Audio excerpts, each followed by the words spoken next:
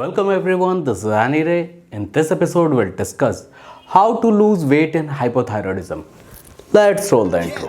Yeah, I've been running and running to keep it 100. It's all that I wanted, but lately I don't get the stomach. The higher the summit, the harder the plummet. They know me all over this planet. I'm just a man and I can't understand it. Proud that I win and I did it. Alright, so पिछले कुछ time से हमारे India में hypothyroidism के patient दिन ब दिन बढ़ते जा रहे हैं और साथ ही में वो बहुत ज़्यादा वेट गेन कर लेते हैं। तो आज के एपिसोड में हम जानेंगे कि हाइपोथायराइडिज्म क्या होता है, इसके सिम्टम्स क्या क्या होते हैं और उसके बाद कुछ आसान सॉल्यूशन जिसको अगर आप अपने लाइफ में इम्प्लीमेंट करेंगे तो आप अपना वेट भी मैनेज करेंगे और साथ में आपका थायराइड भी कंट्रोल में रहेगा।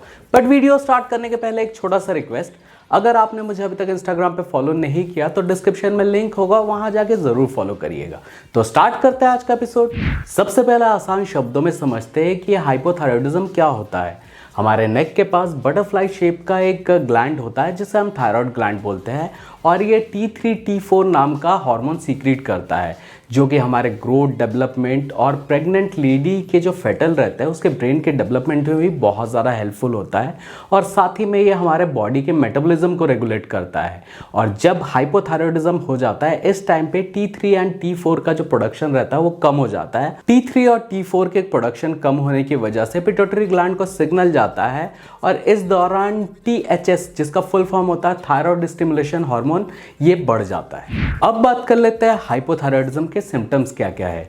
वीकनेस, लेजीनेस, आपका सडन वेट गेन हो जाना, आपको बहुत ज़्यादा ठंड लगना, इरेगुलर पीरियड्स, आपका हेयर फॉल होगा और साथ ही में ड्राई स्किन, ये सारे जो सिम्टम्स है ये कॉमन सिम्टम्स हाइपोथायराइडिज्म में पाया जाता है। अब बात कर लेते हैं कुछ आसान सोल्यूशन जिसको अगर आप अपने लाइफ में इम्प्लीमेंट करेंगे तो आप हाइपोथायराइडिज्म के दौरान जो सडन वेट गेन हुआ है उसको मैनेज कर पाएंगे और साथ ही में T3 T4 का प्रोडक्शन भी बेटर हो जाएगा। सबसे पहले नंबर पे आपको शुगरी और जंक फूड से दूर रहना है, बिकॉज जब भी आप शुगरी फूड या फिर जंक फूड खाते हैं आपका थायराइड ग्लैंड प्रॉपर तरीके से काम नहीं करता है। नंबर सेकंड, आपको एक न्यूट्रिशियस बैलेंस डाइट फॉलो करना पड़ेगा जिसमें सही प्रोपोर्शन में protein, carbohydrate, fat, minerals and vitamins हो। जब भी आपके डाइट में प्रोटीन की कमी हो जाती है तब पेप्टाइड YY हार्मोन जो रहता है उसकी मात्रा कम हो जाती है। इस टाइम पे आपको ज़्यादा भूख लगती है, इसलिए अपने डाइट में प्रोटीन की मात्रा हमेशा बैलेंस रखें। जो भी नॉन वेजिटेरियन है वो अपने मील में meat, chicken, fish, eggs add कर सकता है और जो वेजिटेरियन है वो अपने मील में कर्ड, पनीर या फिर लेंटल्स ऐड कर सकते हैं। और जब भी आपको हाइपोथायराइडिज्म होता है इस फेज़ में आपको गॉइट्रोजेनिक फूड को लिमिट करना पड़ेगा। गॉइट्रोजेनिक फूड में कुछ वेजिटेबल्स आते हैं जिसका लिस्ट मैं यहाँ दे दूँगा। साथ ही में सोया एक इम्पॉर्टेंट पार्ट होता है और साथ ही में ग्लूटेन से भी आपको दूर रहना है। और इस फेज़ में आपको सही सोर्स ऑफ फैट भी लेना पड़ेगा। फैट के सोर्सेज जैसे कि आप नट्स खा सकते हैं या फिर एवोकाडो भी खा सकते हैं। हाइपोथायराइडिज्म के दौरान दो विटामिन्स बहुत ज़्यादा हेल्प करते हैं, D3 एंड B12। D3 की रिक्वायरमेंट पूरी करने के लिए आप 10 से 15 मिनट तक धूप में बैठ सकते हैं और B12 की रिक्वायरमेंट पूरी करने के लिए अगर आप नॉन वेजिटेरियन हैं तो आपके फूड से ही आ जाएगा, लेकिन अगर आप वेजिटेरियन हैं तो आपको सप्लीमेंटेशन करना पड़ सकता है।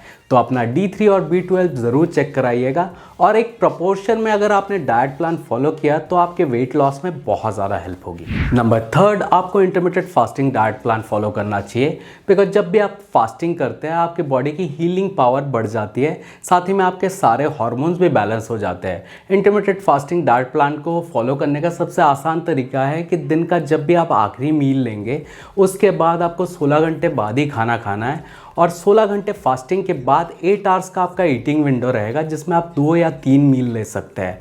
मैंने अपने बहुत सारे जो पेशेंट हैं उनको intermittent fasting diet plan suggest किया और उनको बहुत अच्छे बेनिफिट्स मिले। नंबर फोर्थ, आपको दिन में 40 से 60 मिनट तक कोई भी फिजिकल एक्टिविटी करना चाहिए।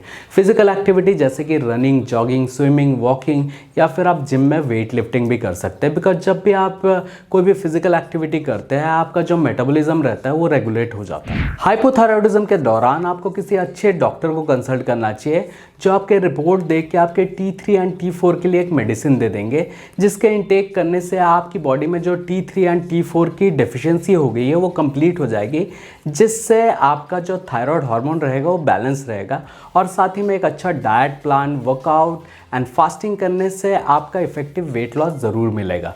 और इसके बारे में ज़्यादा कुछ जानना तो प्लीज़ कमेंट सेक्शन में कमेंट करिए और मुझे इंस्टाग्राम पे फॉलो करिए। डिस्क्रिप्शन में लिंक है, वहाँ जाके आप डायरेक्ट क्वेश्चन पूछ सकते हैं। साथ ही में जो रेड कलर का सब्सक्राइब सब्सक्राइब वाला बटन है उससे प्रेस कर दीजिए, बाजू वाला जो बेल आइकन है उससे प्रेस कर दीजिए। Hope you like this video. If it did then please like share subscribe my YouTube channel. Keep pumping, stay blessed.